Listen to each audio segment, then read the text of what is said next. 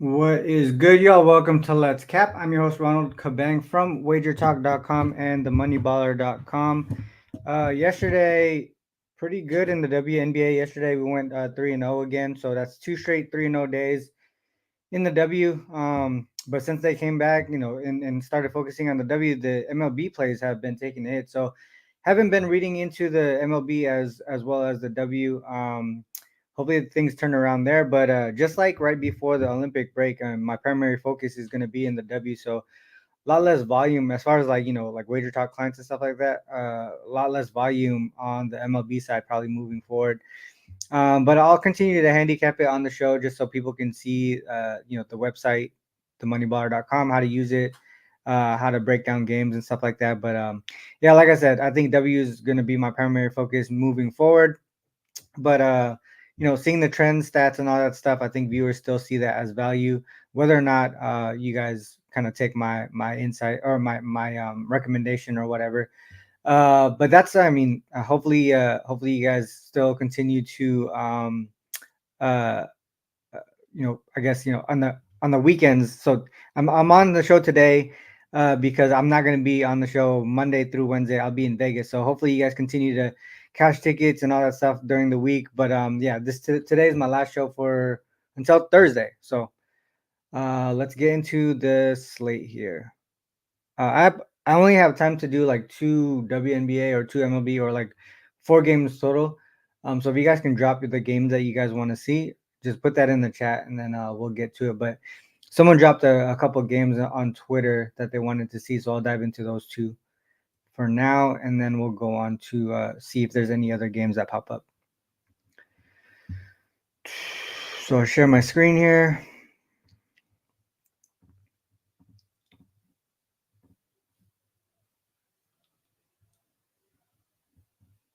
All right, so first game up is going to be the Sparks and Aces. So this total moved up a bit. If we look at the numbers now, we're looking at 171.5. Bet online, it has 172.5. So does Bookmaker. DraftKings at 172. So it seems like it's still continuing to climb up in this spot here. I actually gave this out to clients yesterday, last night. I think it was I believe it's 167.5 or 168 that I gave out to my clients. So it's really crucial to get ahead of some of these numbers. Especially if you have an edge to take those numbers in the WNBA early because they tend to shift pretty quickly. So like I said, I took the over and we'll break that down a little bit here. So let's go to themoneyballer.com. We have the Aces and the Sparks here. Aces heavy favorites right now. Let's see if that line shifted at all. Still at 16 and a half at some places. We're seeing some baller system that back the Sparks. Baller system actually looking towards the under, but some of the stats that I was looking at and trends that I was looking at actually pointed towards the over, and we'll dive into those in a little bit. So this is third game back from the break for the Sparks here. They did lose yesterday, 86-90, so back to backs. Same thing with the Aces, back to back games here for the Aces. They lost to the Liberty, and we were on the right side for the Liberty game yesterday. Liberty first half and Liberty Liberty game under in the first half as well.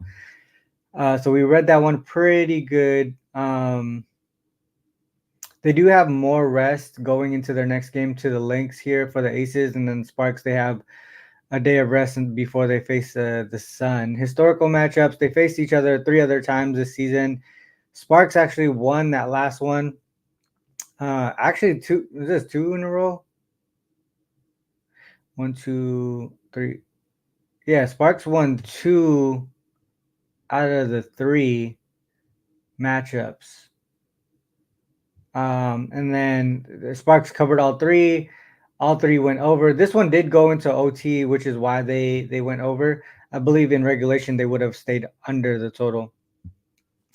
All right, let's go into the stats here. And for the Aces, so just because it's the Aces, I'm gonna pull in last 10 because we know Chelsea Gray was out for a majority of the first part of the season. So Last 10 games here for the Sparks and the Aces. You can see here struggling on offense and defense here. But opposite for the Aces, offensive rating number 2 in the league, defensive rating number 4. So their defense has picked up a little bit, but they do give up a good chunk of points just because their pace of play here. When we look at four factors, we're seeing effective field goal percentage struggling on both offense and defense here for the Sparks, while the Aces is doing really well in both aspects. Free throw rate, both of them kind of pretty even here when it comes to the free throw rate. Offensive rebounds, slight edge to the Sparks here, just because Aces don't. They're so efficient offensively, they don't really get a lot of opportunities for offensive rebounds, but their offensive rebounding rate is actually dead last in the league. Turnovers, Aces take care of the ball. That's one thing that they do really well, and why their offense is so great. But Sparks 7th in turnover rate, so they turn the ball over at the 7th highest rate. But the thing is, the Aces, they don't turn the ball. They don't force a lot of turnovers. If we look at scoring here, number 1 in the league the last 10 games, 90.8 points per game. But they, like I said, they give up a good chunk of points, even though their defensive rating is really good. They give up a good chunk of points just because of their pace of play. And here, points per game allowed, 89.7 for the Sparks. And then you see all these other pieces here that the Aces do have the advantage of. The only thing that they don't is that second chance points, just because of like offensive rebounds and stuff like that we just discussed. Within the arc, Sparks, they live in their 3rd and 4th in paint attempts. They're also dead last in mid range, so they're really right in the paint. That's where they live. Because if you look at their 3-pointers, they don't shoot a lot of 3-pointers either. Above the break a little bit, but not corner threes. Overall, towards the bottom of the league when we're looking at overall. And defensively and offensively, you see the paint field goal percentage and paint field goal percentage allowed. Advantage to the Aces, mid-range advantage to the Aces. Everything really pointing towards the Aces here.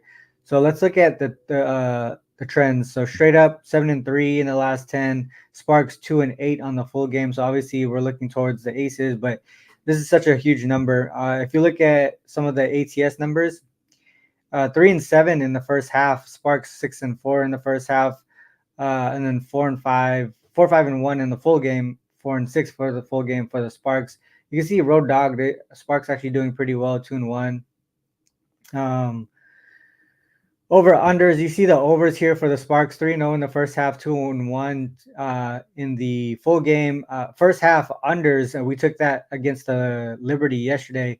First half unders for the Aces right there, 8-2 to the under, 4-1 to the under as home favorites. Then they start to pick it up in the second half. But I'll talk about why I think this is just going to be a fast paced scoring game, or high scoring game later. Team totals, you can see the unders here for the Aces. They're struggling to get up and over their team total. It's just high expectations for that team, but the Sparks here overs on their side. Opponent team total 7-3 to the over. So you can see here they're allowing opponents to get up and over their team total as well, even though they're scoring a lot themselves. And so the off court issues between these two teams, they don't like each other at all. Mainly because of Hamby and all the issues that happened with the Aces in prior season. And there's a lawsuit going on here too. So this is going to be a physical battle. Typically, I would look towards the under, but if you look at the matchups that they've had in this season, they've all gone over the total. The number that I saw yesterday, the 167.5, 168, was definitely in range for the over. What I told my clients last night was 171 would be the max. Like the highest point. It has shifted up to 171.5. So it's over the threshold that I gave my clients yesterday, but I would still only lean in that direction. That's the only way that I could look. I think both teams, Hamby really puts a lot of effort into these games against the Aces. I think she averages over 20 points per game against the Aces, her former team here. And I think, to me, the guard depth was an issue for the Sparks, but they do have Odyssey Sims coming in, and she was really great for the Wings. And if she gets some time, extra time today, I believe she played a few minutes yesterday, but if she gets more time today, I think this offense should be a little bit more efficient than what we've seen in the past. So overall, just matchup history, motivation for both teams. I think offense is going to be there's a lot of offense to be had today, and obviously some of the stats are pointing towards aces specifically on the team total over. But I do want to take advantage of how the Sparks play against this aces team, and just take the full game over. Let's move on to the next one, and the other game that hit the guy on Twitter mentioned was the Storm Fever, and I think some of you guys are talking about it right now in the chat. So Storm Fever. So this is another one that I took pretty early yesterday. Well, not early, but I took it last night, and that has shifted as well. So you can see the number up to 170 and a half, 170 some places, already up to 171 at Bookmaker. But I took the over. I took the over. I believe it was either at 168 or 168 and a half. So I didn't get the open number, but I did get an over, a pretty decent CLB, I guess you could say that. So let's go into this one. We do see again baller system backing the Storm. I would look towards the Storm in this one too, and then a baller system looking towards the under. But again, the same thing. I'm looking at the stats and the trends, and it kind of pointing me towards the over. All right, so we have Seattle coming off of the loss against the Dream. We actually got that one right. We took the Storm in the first half. We took the Storm in the first half and the Storm under in the first half as well, and then all the points and the Dream really took advantage in the second half. So we broke that down pretty well in that game. Fever coming off of that win against the Mercury, sort of a letdown spot for the Mercury there after their big win. And I believe they're on a back to back as well. Historical matchup. So this is what the fourth matchup between these two teams here. Seattle won the first matchup by 2. They did go over. Storm again won 103-88 in Indiana. That one went over by a good margin right there. And then 89-77, Storm won once again. They only went under by a single point. And then we're seeing the total come up a little bit to 168.5. Well, I mean, now it's at 170.5, but and then the Storm are 3.5 favorites on the road. All right, so let's look at some of the stats here, and let's pull 20 games for this one, just because I know the Fever started off pretty with a tough schedule, and they were struggling in the beginning part of that season, but they've turned things around here. So let's look at the last 20 games. And we see here offensive rating, both great for both teams. Storm, one of the best defensive teams in the league right now. I mean, in my opinion, I think they're probably one of the best defensive teams on the season. Maybe number 1 defensive rating. We'll see later. But last 20 games for the Fever, 10th in defensive rating. Pace is up for both teams right here. You can see Storm number 2.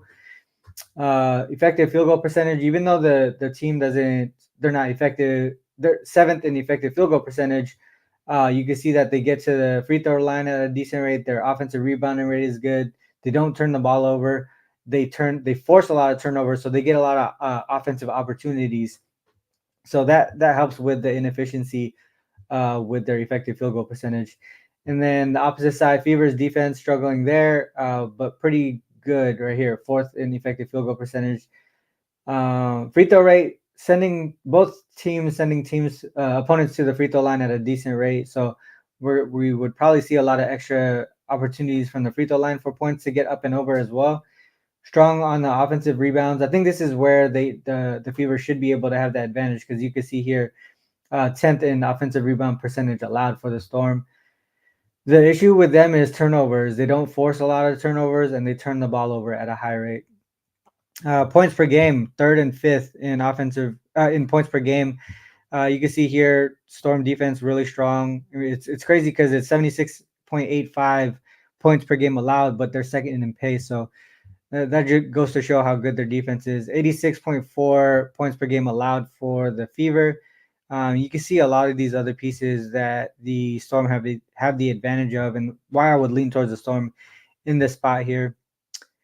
I mean, who knows? Maybe I end up getting there on the side, but I took the total already, and I see a good amount of CLV, so I might stick with that. Points off turnovers first, second chance points third, and you can see here second chance points allowed for both teams, giving it up pretty consistently. So that also helps with the over. You can see paint field goal percentage, both really efficient in the paint. Mid range, that's where the Storm live. I mean, look at second in mid range field goal percentage. Their defense really strong in that aspect, but we're not going to see the Fever take a lot of mid range shots. It's mostly within the paint or from the three, and also from the free throw line.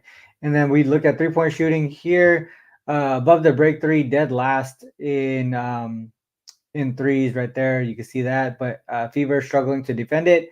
So that kind of cancels each other out. I think both teams really struggling from three from the corner, both offensively and defensively. So let's look at some of the trends here. 17-3 straight up in the first half, 14-6 in the full game. Pretty, I mean, close to even here for the Fever, but in their splits, road favorites 5-1, 4-2 as road favorites, and then home dog 3-1 first half and the full game. From an ATS perspective, we do see Fever here 3-1 as home dogs, both first half and full game. Over unders, first half unders for the Storm, but you can see here 4-2 to the over as road favorites, and then you see Fever overs in general 13-6-1 in the first half, 14-6 full game. You can see here team totals 3-3, nothing significant there. You can see the Fever pick it up in the second half, 3-1 to the over as home dogs, 13-7 overall. Opponent team total over. This is where this helped me get to the over, was this part right here. They start to defend early, but they end up getting up and over. Opponents get up and over in the second half. A lot of it to me has to do with them being up by a good chunk in the first half, so their defense starts to let down a bit. And you can see here, regardless, Fever give up points 12-7-1 to the over in the first half, and then opponents 12-7-1 to the over in the full game. So a lot of things really just pointing towards the over, and then I also have a strong lean towards the Storm. Like I said, we'll see how. This is the later game, right? We'll see how the early games go, and then actually no, it's not. It's an early game, so I'm probably not going to get there on the side. I'm probably just going to stick to the over. I was going to say if my early games won, I would probably take this side with the Storm. All right, so that's 2 WNBA games. Let's see what you guys have in the chat here. I agree, dude. Like I don't mind it. If everyone's down, I would do all WNBA. S. Take the over. Clark threes and assists. Same for Skylar. Boston 15. I can see Boston with a double.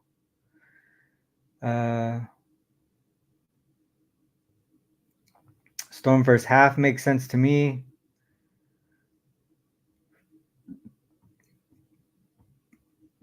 There are a couple of baseball games though. I feel bad. What time is it?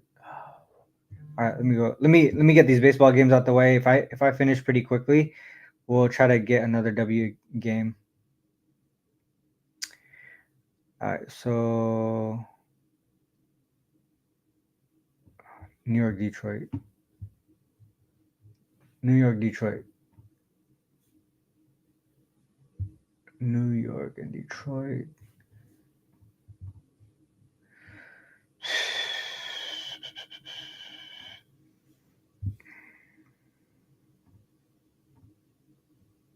All right, Yankees and Tigers here. Tigers actually slight home favorites. Is that still true? Detroit.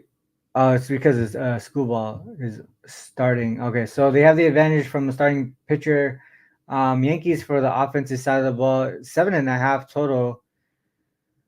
Schedule wise, this is the last game of the series. Detroit won yesterday 4-0. Man, that's gross. So 4-0 yesterday. Prior to that, Yankees 3-0. All right, so then we look at the starting pitcher matchup, 8-7 in his last start. Did only give up one earned run in it though, so the bullpen gave it up. 5 innings pitch right there. You see some struggles. So he's definitely not a strikeout pitcher, not getting up there. And Schoolball definitely on the opposite side of the K's. Coming off a pretty decent. I remember this game. So 15-1 against Seattle. Only gave up that one earned run. Went 6 innings. Been getting pretty far. Six and 2/3 for the most part. All right, so let's look at the splits on the full season. 15-8 in the full game for Stroman. 6-0 as a road dog. Schoolball 7-1-1 as a home favorite in the first five. 14-5-4 overall. So right off the bat, first five on Detroit side makes sense. Unders in the first five for Stroman, 11-8-4 to the under, 4-1-1 to the under as road dogs. Overs right there for Schoolball. So it seems like maybe he's getting run support too, as well in his starts. Splits versus left-handed pitchers. Yankees kind of struggling there, 10-15-6, and you can see 1-2 as a road dog specifically. Nothing significant on the Tiger side. Totals, maybe you look towards the over on the full game. Let's look at last 30 days. Sorry, I'm trying to go quick so we can get back to W if possible. Overs on the full game. Schoolball 5-0, Stroman 4-0. 4-1 on the full game there for Schoolball.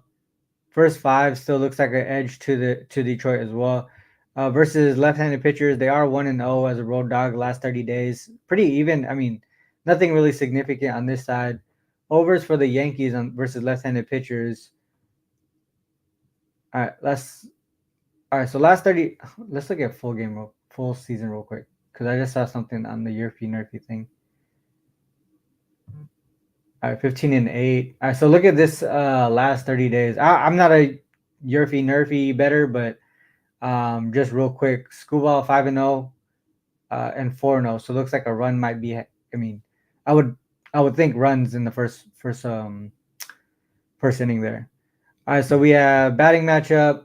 Definitely the edge to the Yankee side. I mean, like after getting blanked, I don't know. You would think they would bounce back, but Detroit got Schoolball on the mound here. Starting pitcher matchup, definitely the edge to Detroit. I mean, Stroman's giving up home runs. He's not a strikeout pitcher. Detroit they don't have a lot of power. Their ISO is really low. They do have a decent barrel rate, but their hard hit rate is towards the bottom of the league. They are striking out at a decent rate too. Bullpen pretty even in my opinion. I know there's some negative regression with the Tigers, but I would look towards the first five here. Man, this one's interesting. This one's tough. I don't know where to go with this one, but I don't know if they're gonna get to Stroman. I don't know if the Yankees will get to Stroman just because of how bad their offense has been. I know they put up some runs yesterday, but and these are pointing towards the over. Let me just check something real quick on give me the dog equals 2024 and team equals Yankees. How do they do when they don't score in the previous game? So P runs equals 0. Oh, I'm in 4-2 straight up. I mean, there's really nothing significant there either, dude.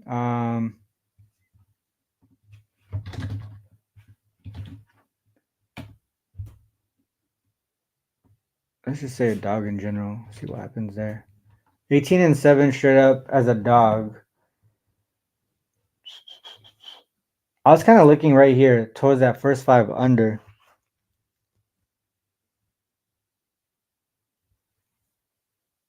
This one's tough. I don't know where to go with that one. Kind of went through the stats and the trends there, but starting pitcher matchup looks towards the over, but I was thinking the opposite here. But I mean, after the Yankees, failed to score, I would think that they bounce back offensively. So I would probably just run with the trends here.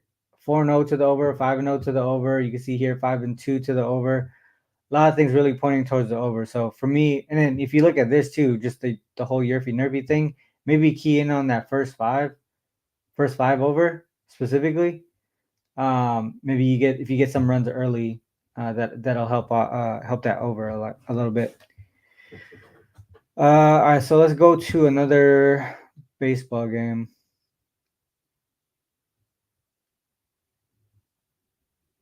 Orioles. All right, hold on. Let me go back to the top. Pirates, Mariners. All right, Pirates, Mariners.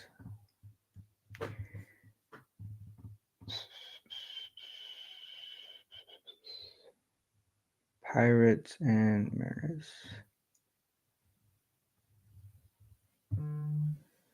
Pirates and Mariners. All right, so we got Mariners, Pirates here. Pirates as home dogs, a total at 8. We got Kirby and Woodford. The edge to the Mariners on the rating system. This is the last game of the series. Pirates, so Seattle trying to avoid the sweep here. Kirby's last 5 starts, man, he's been struggling especially with that home run the last 2 starts. So five home runs overall in the last 2 starts here for Kirby. And both of them against Detroit. Both of these, so might be just a matchup thing. So he did well in the previous 3 starts. You got Woodford here, been pretty solid. Definitely not a strikeout pitcher. I know Seattle really struggles with strikeout pitchers. Let's go to full season. Full season trends here. 0-4 for Woodford, 10-15 for Kirby. Overs for Woodford there. Unders for Kirby. 6-1 to the under as a road favorite. So not getting run support and not giving up runs either. I mean, these numbers are gross.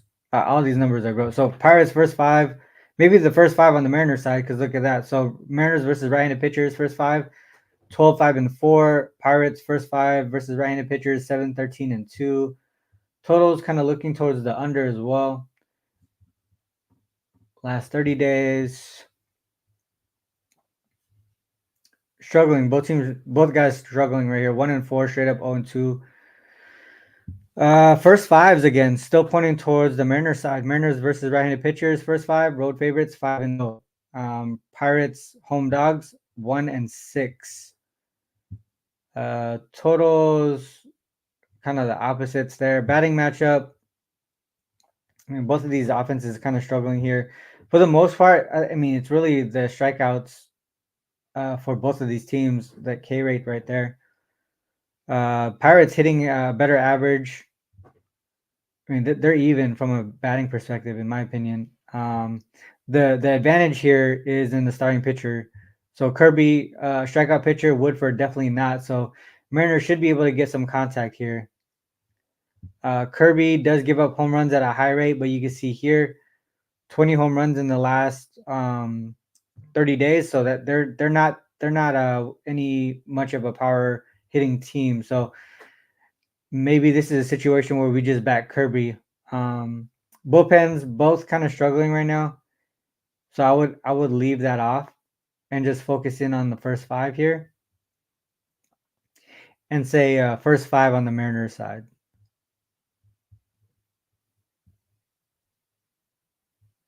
All right, so that's that one. I got time for 2 more games. Do we do WNBA or do some of these? Do some of these MLB. I'll leave it to you. Do we do the 2 other WNBA games or all these other games that people mentioned in the MLB? Let me know in the chat here.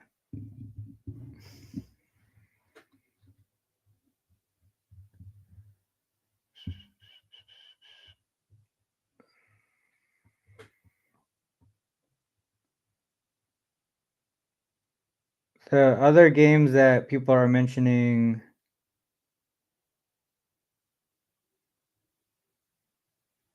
Padres game. All right, so Padres is the other one. Padres.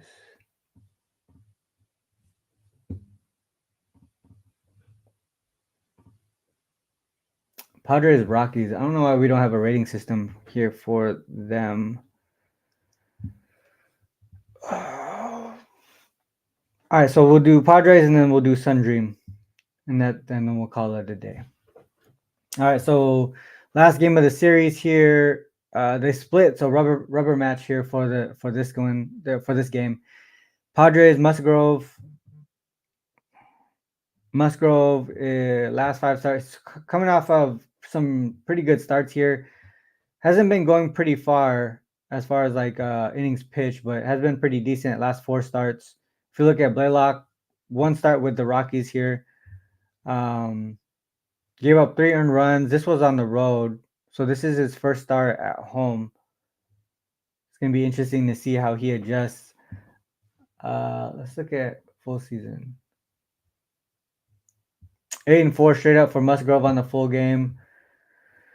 Versus right-handed pitchers, unders for the Rockies versus right-handed pitchers overall. Slight lean towards the, or sorry, this is not unders. So fade the Rockies versus right-handed pitchers overall. Back the Padres versus right-handed pitchers on the full game. Totals overs on the full game for Padres, 46, 36, and 2 on the overall, and then 10, 5, and 1 as road favorites. Unders in the first 5 for the Rockies. Let's look at last 30 days.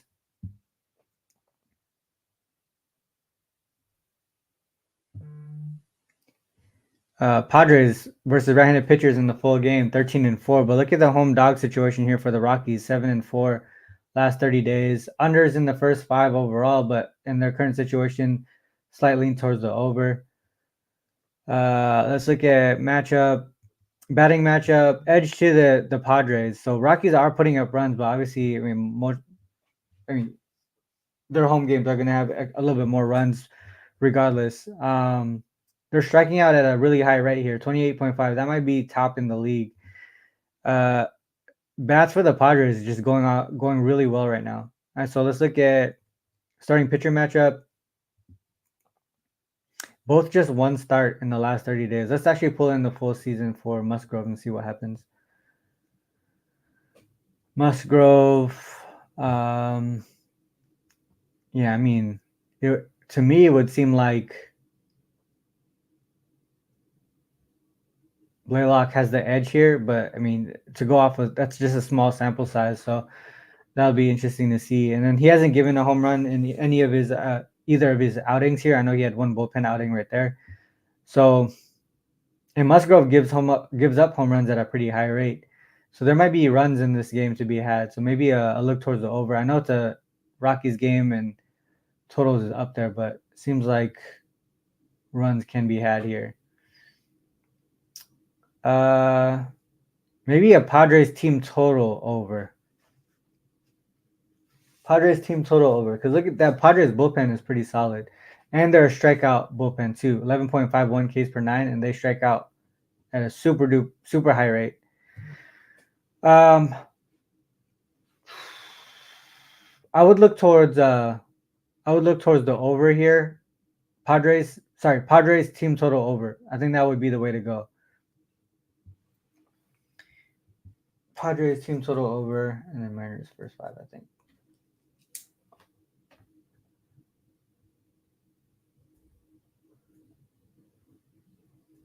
Team total over. All right, so last game is the Sun versus Dream for the WNBA. All right, so this one's a good game in my opinion. I think if we look at, all right, so let's just go down this the sheet here. So Dream heavy dogs here at home, 7.5, total at 155. I think the total has stayed the same, but the line has moved. Well, 7.5, -8 at circa. So just at -8. Everything else is at 7.5. Total is at 155 still everywhere. All right, so we have some baller systems that back both teams here, the over as well. But I'm gonna show you some trends and stats that kind of point me towards one specific play that I did take. So we have the Sun here, 109 to 91 yesterday, a couple of days ago, really dominated that game. We had that one correct as well. We had the over in this one. The Dream coming off of their win against Seattle there, and a lot of things pointing towards kind of fading the Dream today. Historical matchups. Atlanta only scored 67 there. They scored 78 here. Only scored 50 in that game earlier on in the season. I can't remember. Was this an OT game? No, it wasn't. Okay, so Atlanta just scored. They scored 78. What was that roster like? Oh, okay. They're missing. Ryan Howard here. And we look on this side. Nothing here. I think this is one of those games, those letdown spots, those key players missing type of games. So Atlanta's team overall just showed up, and then kind of took advantage of that. All right, so let's look at the full season numbers. Sun offensive rating and defensive rating number 3, both on the season. And if we look at offensive rating for the Dream, dead last, 7th in defensive rating. Pace of play, right there, dead last for the Sun, 10th for the Dream. Effective field goal percentage, dead last in the league for the Dream. Sun effective field goal percentage kind of down there too. Both teams getting to the free throw line at a high rate. Offensive rebounds, both teams pretty good at that. Turnovers and turnover rate forced. That's where the Sun also have the advantage. You can see number 1 in turnover rate forced. So Dream probably going to struggle with opportunities here. They're not going to make a lot of shots, not going to have a lot of opportunities because they're going to turn the ball over a lot. And then the Sun are one of the better teams at offensive rebound percentage allowed, so limiting opponents' offensive rebounding. You can see here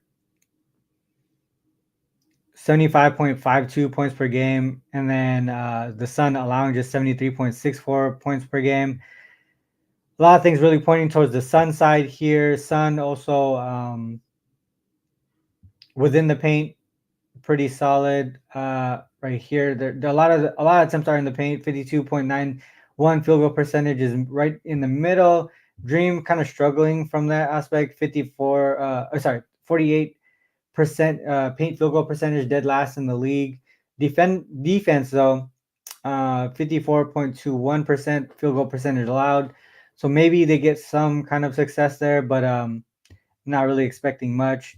Mid range, the Sun shoot a lot of mid range attempts, and so did the Dream, first in mid range attempts.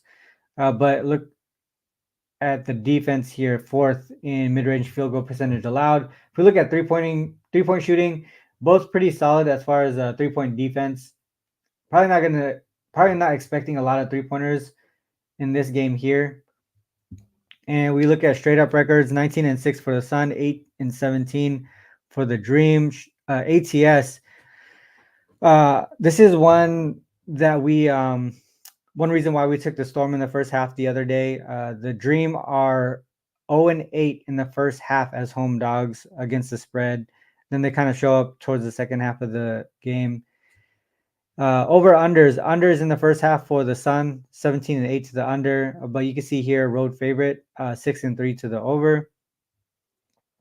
Team totals, 7-2 to the over as a road favorite. Dream 17-8 to their team total under, as home dogs specifically 7-1 to their team total under.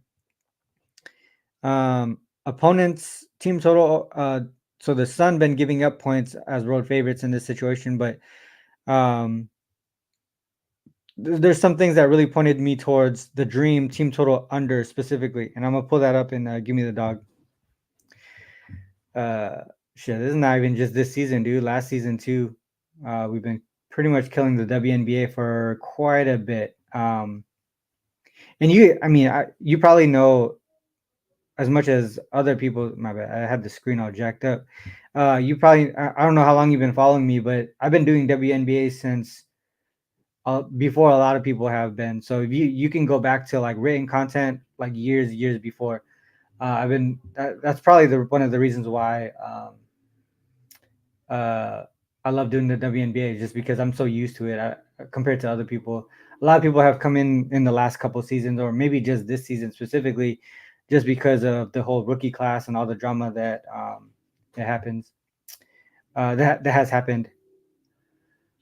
All right, so oh yeah, I was going over here. So we're going to go to Killer Sports here. Actually, give me the dog. Actually, is a little bit cleaner for you guys to see. So let's go to WNBA. And we'll go to the Dream and PW. So this is a Dream following a win, 1-6 straight up, 1-6 ATS. So strong lean towards the Sun side to go ahead and cover. But look at their DPS. DPS is delta points scored. That means how many points did they go up or over their team total? And all of them are negative, meaning they went under their team total in every single game following a win. Not only that, they scored 83 points yesterday. And if we go in the previous game, they scored greater than or equal to 80. 2-5 straight up, 2-5 ATS. Man, I kind of want to take the Sun ATS now. Um, but this is what 1, 2, 6-1, 6-1 to their team total under following games where they scored 80 points. So it's just a letdown offensively spot for the Dream, and then we know the Sun are one of the best defensive teams in the league, and then we looked at pace of play too, right? 12th and 10th in the league. So slow pace game, defense from the Sun. Dream struggle offensively. A lot of things really pointing towards the Dream to stay under their team total. I actually want to see 74.8 PW. So following a win, on average 70.2 or 70.3 points per game. So that's definitely under the 74 mark that we have. Then if we key in on games where actually it doesn't even matter. It's all under the team total. All these totals are way higher. So yeah, that would be it. I mean, look at that first half too. They're only averaging was that 34.7 in the first half. So really a lot of things pointing towards the Dream team total under. All right, so that's it for today's slate. Stop sharing my screen. All right, so that's the end of the show, guys. Thanks to all who tuned in. Make sure you guys like and hit the subscribe button. Before we go to the top looks, though, I do want to talk about themoneyballer.com, the site that we use today to look at all the stats, trends, insights, and all that stuff. We have our models, we have our rating systems there. We have the NFL page is the NFL beta page is up already. So make sure you guys check out the site themoneyballer.com, and then the Discord is free. Themoneyballer.com/Discord. If you go there, you go directly to our Discord where people are handicapping games, sharing insights and stuff like that. So make sure you guys check that out. What else is there? Oh yeah, I do want to mention too. No show from Monday through Wednesday, just because I'll be in Vegas. And if you're in Vegas, if you're out there in Vegas right now or this week, DM me or hit me up. Let's see if we can link up. I'll be at Circa on Tuesday, signing up for the Circa Millions around 2 o'clock. So if you guys are there, maybe we can have a drink or whatnot. All right, let's move on to the top looks. All right, top look. So we did talk about in the MLB Mariners first five, Padres team total over. I just want to see where those lines are at right now. And Mariners first five already happened. Jesus. Okay. And they're up 2-0. Motherfucker. Okay. So then I guess obviously it's Padres team total over. All right. So then for the WNBA, Sun, Dream. We talked about Dream team total under. Seattle Storm, Fever. We talked about the over, and then Vegas Sparks. We talked about the over. Man, I just feel bad because I know I gave out I know I have a better number on the total here. I would look towards the over still on these both of these games, but just because the Dream game didn't shift as much, I would just choose them.